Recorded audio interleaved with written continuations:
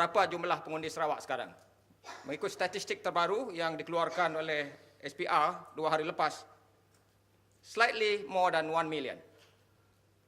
Dan yang menarik lagi, usia berusia 40 hingga 49 tahun merupakan yang majoriti, sekitar 264,000. Selain daripada yang 30 dan 39 tahun usianya. Jadi mereka dari 30 hingga 49 tahun merupakan golongan yang begitu dominan. Kalau kita mengambil kira dalam pilihan raya lepas, dari segi peratusan undi popular yang jatuh, Barisan Nasional pada keseluruhannya telah menurun undi popularnya sekitar 7.4%. Dan harus diingat, ayunan undi orang Cina itu begitu tinggi, 20%. Dan satu mitos mengatakan hanya pengundi Cina saja yang beralih kepada Pakatan atau pembangkang. Sebenarnya tidak. Berdasarkan statistik, pengundi bukan Islam juga beralih angin kelihatannya, yaitu sekitar 7.2%. Sebaliknya pengundi Melayu dan Melanau, ini saja yang naik, 1.3%. Jadi saya menjangkakan peratusan itu akan tidak jauh berubah dalam pilihan raya yang akan datang. Sama ada dia naik sedikit ataupun turun sedikit. Baik, saudara-saudari, mengapa Barisan Nasional? Mengapa mereka di Sarawak itu masih lagi begitu sayang dengan Barisan Nasional, begitu sayang dengan Datuk Taib? Mungkin kita boleh secara mudah atau ringkas menyenaraikan beberapa faktor. Yang pertama ialah mereka masih lagi kelihatannya begitu terpengaruh oleh politik pembangunan. Dan mengikut tinjauan kami ini, sebahagian besar masih percaya bahawa Barisan Nasional lah parti yang dapat membawa pembangunan khususnya di luar bandar di Sarawak, walaupun masalah ini merupakan salah satu masalah yang sering dibangkitkan oleh penduduk dan juga pembangkang yang mengatakan bahawa sudah hampir 50 tahun Sarawak merdeka, tetapi sekolahnya masih begitu teruk lagi, jalan raya masih begitu teruk dan sebagainya. Ya, inilah yang sering dibangkitkan. Nombor dua, disebabkan oleh politik keperluan asas, the politik of basic need di Sarawak ini. Sebahagian besar di luar bandar itu, termasuk di Rumah Panjang dan kampung di pesisiran itu, masih lagi memerlukan keperluan asas. Dan yang ketiga adalah politik of patronage, politik penaungan yang masih begitu kuat di peringkat akar umbi. Selain daripada calon pembangkang yang kelihatannya, khususnya PKR, yang kelihatan lemah berbanding dengan calon-calon lain. Dan sudah tentu yang seperti kita sedia maklum, faktor-faktor lain ialah dari segi logistik, jentera pilihan raya, dari segi media, dari segi sumber keuangan yang memihak kepada Barisan Nasional. Isu-isu pilihan raya yang akan datang, apa dia? Isu takbir urus seperti disebut tadi, isu rasuah, dan saya menjangkakan isu kekayaan ketua menteri dan anak ketua menteri. Yang kedua, arihan ekonomi yang ditafsirkan ataupun ditanggapi sebagai tidak seimbang. Masalah NCR yang menjadi duri dalam daging, terus-terusan menjadi isu.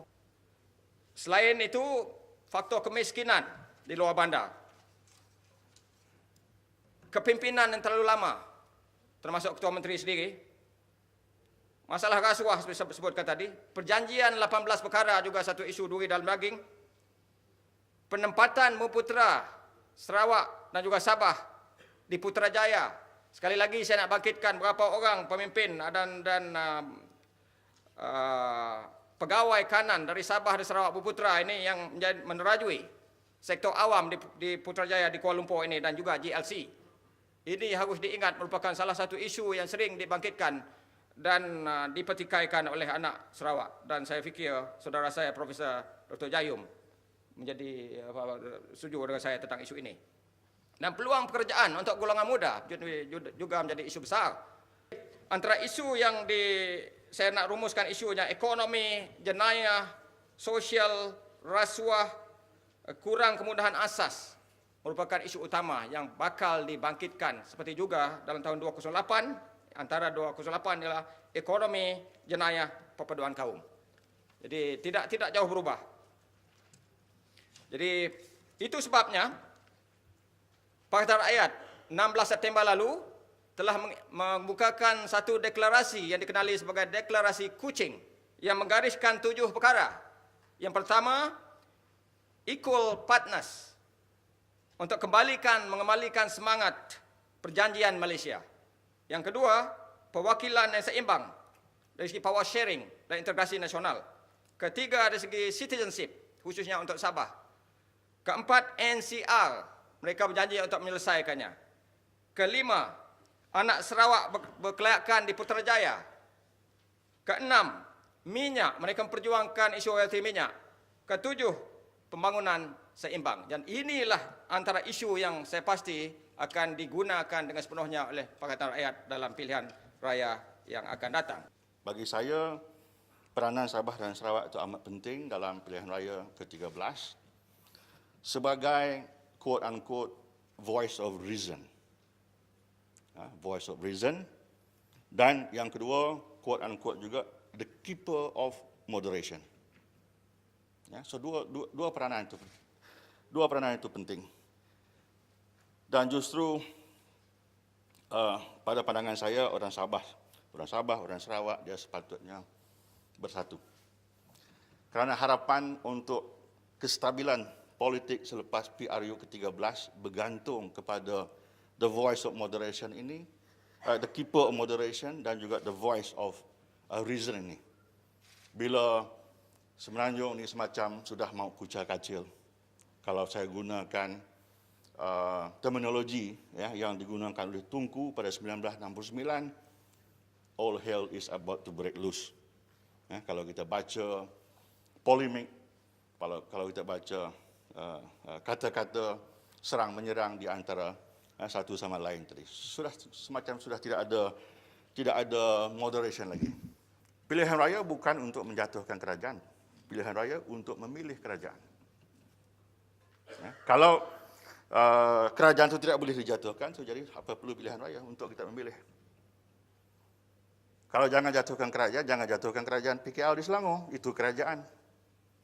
Apakah itu maknanya? Kalau jangan jatuhkan kerajaan DAP di Penang. Apakah itu yang dimaksudkan tadi? Dan kalau literasi politik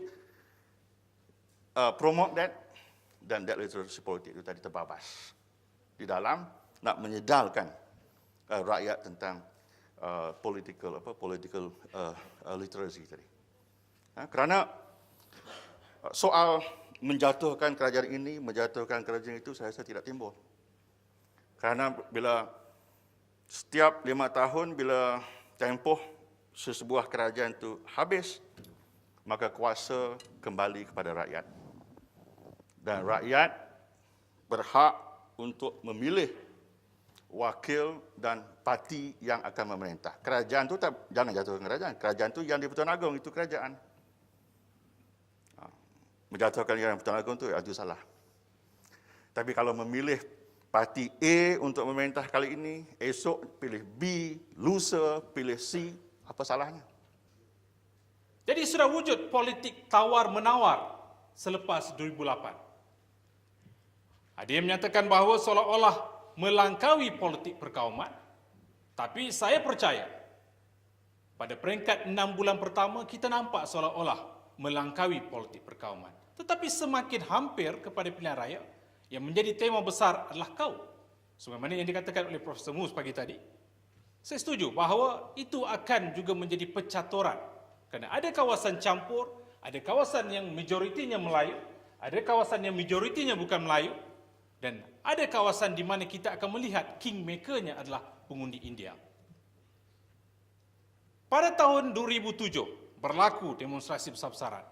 Itu dikatakan sebagai take off kepada perubahan pola pengundian pada tahun 2008. Hindraf bersih, sokongan kepada MIC yang selalunya hampir 80% berubah hanya menjadi 8.3%, walaupun pengundi India Bandar tidak pernah memberikan sokongan penuh kepada Barisan Nasional.